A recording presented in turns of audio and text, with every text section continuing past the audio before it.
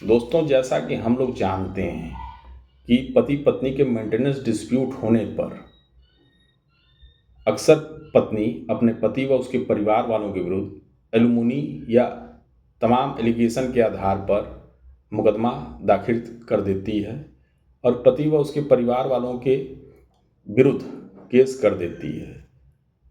वह उसके परिवार वालों के विरुद्ध जो है फॉल्स केसेस करती है, जैसे सेक्शन 144 वर्तमान है, पुराने सेक्शन के अनुसार 125, 498 का केस वर्तमान 85 और घरेलू हिंसा।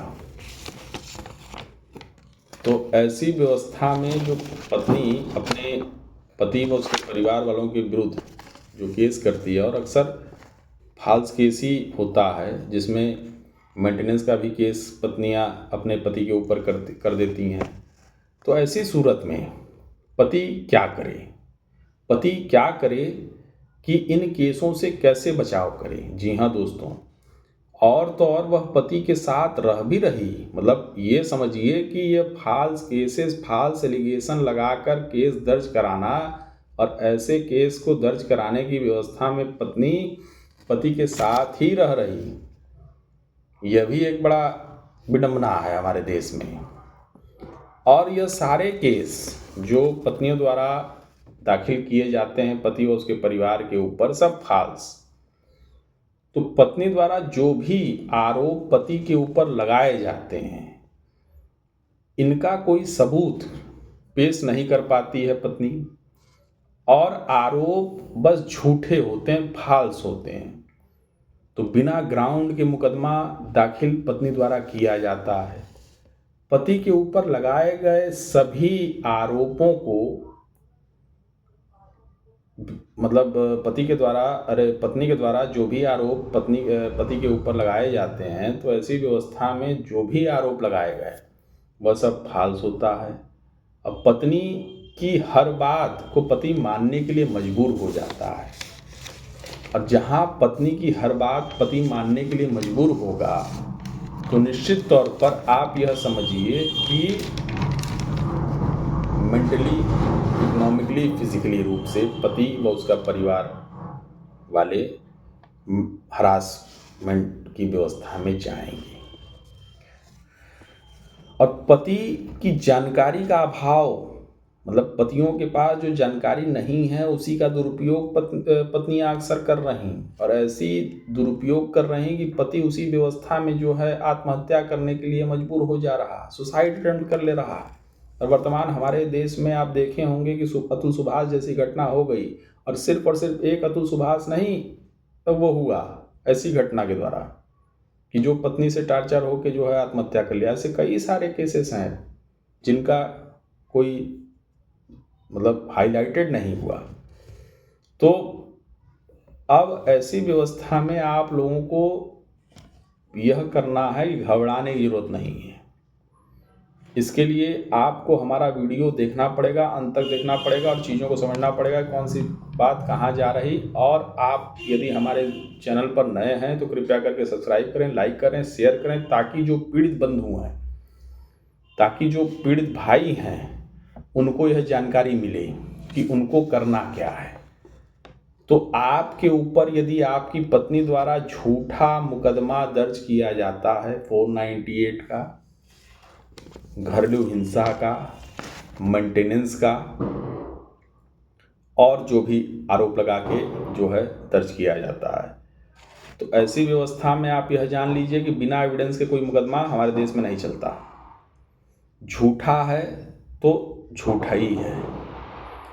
और आपको यह मैं बता दूं कि आपकी पत्नी आपको बिना बताए, बिना किसी कारण के आपके साथ रहने से मना कर दे, और आप जो है सारा युक्ति प्रयास व्यवस्था निपटा दिया, प्रयास कर लिया, लेकिन आपकी पत्नी आपके साथ रहने से मना कर रही, आपकी पत्नी आपके साथ आने से मना कर रही, आपकी पत्नी आपके साथ अपने दाम्पत्य जीवन का निर्वाह करने से मना कर रही। आपने प्रयास किया, आपने उसके माँ बाप को बताया, उसके भाई बंधुओं को बताया, आपने पंचायत बैठाई कि 2 लोग, 4 लोग, 5 लोग गए, उसके घर, और जो है वहाँ यह बात हुई कि भाई शादी हुई तो चलो विदाई करा के लेके चलें। वहाँ पता चला कि जो है आपकी पत्नी तो चली गई आपके घर से बिना कारण के, बिना बताए, और फिर आप वहाँ गए तो आपकी पत्नी जो है सरेंडर बोल गई कि नहीं भैया हम आपके साथ नहीं जाएंगे या आपके साथ नहीं रहेंगे। तो ऐसी कंडीशन में तुरंत जो है डाइवोर्स फाइल करिए। आपके बचाव की बात कर रहा हूँ जो पति हैं, और आपको यह निश्चित तौर पर कर देना। और आपको यह भी बता दूं कि आप डाइवोर्स जो फाइल करेंगे वो एक पक्षीय डाइवोर्स होगा, उसमें कोई ऐसी व्यवस्था नहीं। आपको एक पक्षीय डाइवोर्स फाइल करना है जहां आपको एलिगेशन लगाना है कि भाई आपकी पत्नी जो है बिना बताए आपके साथ अलग रह रही, आप प्रयास किए, आपकी पत्नी आपके साथ आने से मना कर रही, ठीक है। तो ऐसी व्यवस्था में आपके पास एक विकल्प ये है। अब आप पत्नी के बड़े उसके परिवार वालों से सारी बातें कर लिया, लेकिन आपकी पत्नी जो है आपके साथ रहने से मना कर दे, तो निश्चित तौर पर जो है आप डाइवोर्स पिटीशन फाइल कर डालिए। पति अक्सर अपने पति के द्वारा लगाए गए आरोपों से डिप्रेशन में चला जाता है, जिसे कह रहे हैं हम कि मानसिक, शारीरिक, आर्थिक रूप से वो परेशानी की व्यवस्था में चला जाता है। तो आप अपने आप को प्रताड़ित महसूस मत करिए, आप डिप्रेशन में न जाइए, आप उस व्यवस्था को फॉलो करिए जो कानूनन व्यवस्था है पतियों के लिए।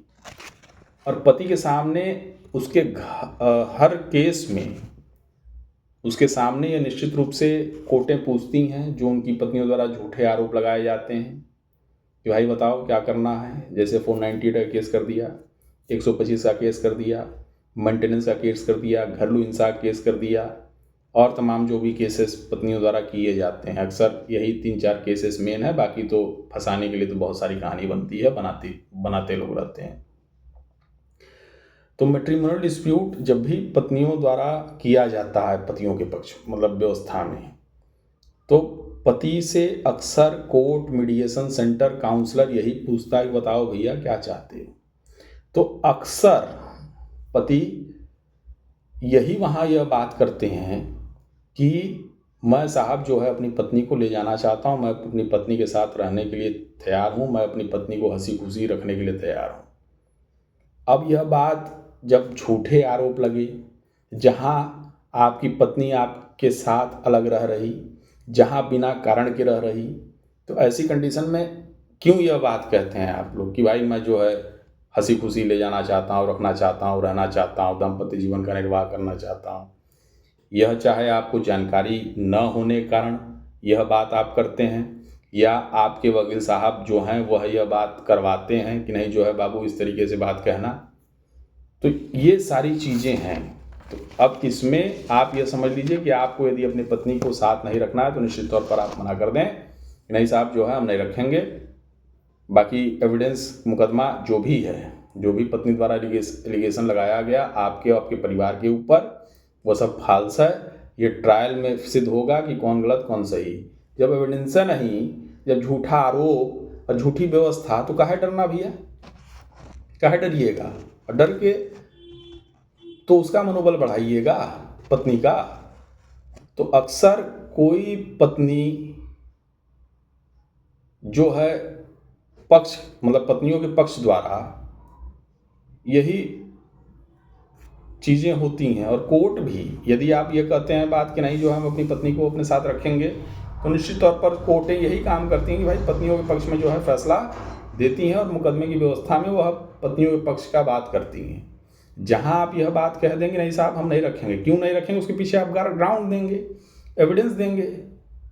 कई सारे जो है हाई कोर्ट, सुप्रीम कोर्ट के जजमेंट हैं जिनमें यह चीज़ें सामने आई हैं कि नहीं हम नहीं रखना चाहते, तो क्यों नहीं रखना चाहते और क्यों रहना चाहते हैं, दोनों बात है। तो इसके लिए आपको एविडेंस देना पड़ेगा, ग्राउंड देना पड़ेगा। तो मैं डंके की चोट पर आप पतियों को यह बात बताता हूं कि यदि आपने कोई अपराध नहीं किया है तो आपको कोई टेंशन लेने की जरूरत नहीं है, ठीक है। और आप घबराइए नहीं। पत्नी द्वारा जो भी मुकदमे आपके ऊपर दाखिल किए गए हैं वो सब झूठे आरोप लगाए गए हैं, वो झूठा है, एलिगेशन झूठे हैं, फैक्ट झूठे हैं, ग्राउंड झूठे हैं। क्योंकि कोई भी मुकदमा, आपको कारण बता रहा हूं कि कोई भी मुकदमा बिना एविडेंस के नहीं चलता भैया। आरोप लगा देना सजा नहीं देता है, सिर्फ आरोप लगा है ना, लड़ोगे, ट्रायल देखोगे, सारी चीज़ करोगे आप, तो उस व्यवस्था में सिर्फ आरोप लगाने से जो है आप डिप्रेशन में चले जाएं और सुसाइड कर लें। ये तो आपकी मूर्खता है साहब। क्यों करिएगा यह काम? मत करिए, यह काम नहीं करना है आपको। और आपको एक चीज़ और बताता हूँ कि प्रत्यक्षम किम प्रमाणम, सत्य सत्य होता है, हमेशा सत्य ही रहेगा। तो दोस्तों, पति अपने पत्नी के झूठे आरोपों को लेकर, जितने भी उसके झूठे आरोप पत्नी द्वारा पति के ऊपर, उसके परिवार वालों के ऊपर लगाए गए हैं, उनको लेकर वह हाई कोर्ट, सुप्रीम कोर्ट में जा सकता है। और हाई कोर्ट और सुप्रीम कोर्ट के कई सारे ऐसे जजमेंट हैं जिसमें पतियों के पक्ष की बात कही गई और पतियों की व्यवस्था में चीज़ें हुई और पतियों के पक्ष में फैसले हुए।